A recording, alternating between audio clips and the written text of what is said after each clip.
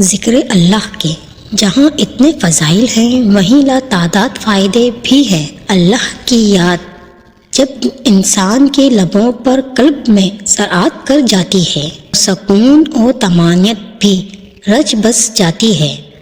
انسان کے تمام تر پریشانیاں خود بخود دور ہوتی چلی جاتی ہیں، دل اور چہرہ پر نور ہو جاتا ہے۔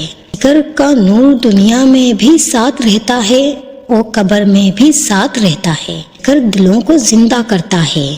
آج ہم آپ کے لیے رجب المرجب کے اس بابرکت مہینے کے حوالے سے ایک بہت ہی خاص اور مجرب وظیفہ لے کر حاضر ہوئے ہیں۔ یہ عمل آیت پر مشتمل ہے۔ اگر آپ اس عمل کو ہر نماز کے بعد اگر آپ یہ آیت اس طرح پڑھ لیتے ہیں، ہم آپ کو بتائیں گے اللہ پاک سے جو چاہو فوراً پاؤ گے۔ یہ عمل کر لیجئے، انشاءاللہ آپ کی جو خالی جھولیاں وہ بھر جائیں گی۔ ہمارے پیارے آقا حضرت محمد صلی اللہ علیہ وسلم نے فرمایا، اے عبداللہ ابن قیس، کیا میں تمہیں جنت کے خزانوں میں سے ایک خزانہ کے بارے میں نہ رہنمائی کروں؟ میں نے کہا کیوں نہیں، اللہ کے رسول فرمائیے۔ تو آپ صلی اللہ علیہ وسلم نے فرمایا، پڑھو لا حول ولا قوت الا باللہ۔ یہ جنت کے خزانوں میں سے ایک خزانہ ہے۔ اس کا مفہوم یہ ہے اللہ کے توفیق و مدد کے بغیر گناہوں سے بچنے کی طاقت اور کوئی نیکی کرنے کی قوت نہیں ہے۔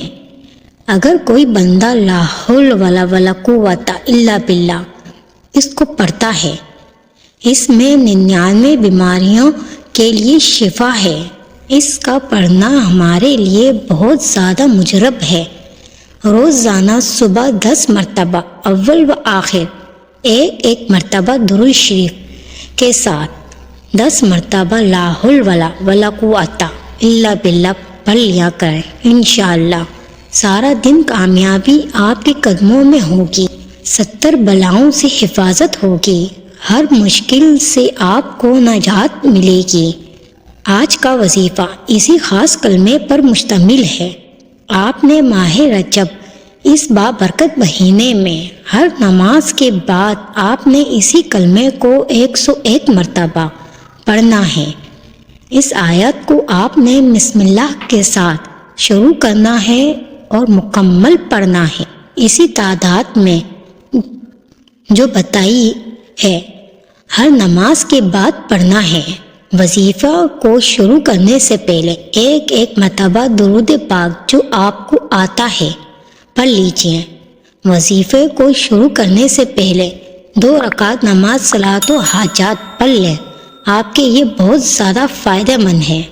اگر نہ بھی پڑھیں تو کوئی بات نہیں، ویسے بھی ہر نماز کے بعد بخصوص بیٹھ کر یہی سورت اتنی تعداد میں پڑھ لیں۔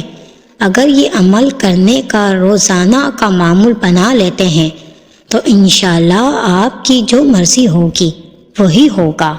آپ کے دل میں جو ہوگا آپ کو مل جائے گا۔ جب آپ نے عمل کرنا ہے، آپ کی حاجاتیں پریشان تصور میں آپ کے ذہن میں ہونا چاہیے۔ آپ اس عمل کو عصر کی نماز کے بعد ایک خصوصی جگہ پر بیٹھ کر کثرت کے ساتھ 1000 دفعہ یہ عمل کر لیں تو اس عمل کو کرنے سے بھی آپ کا پہاڑ جتنا بھی کوئی مقصد ہے انشاءاللہ پورا ہو جائے گا۔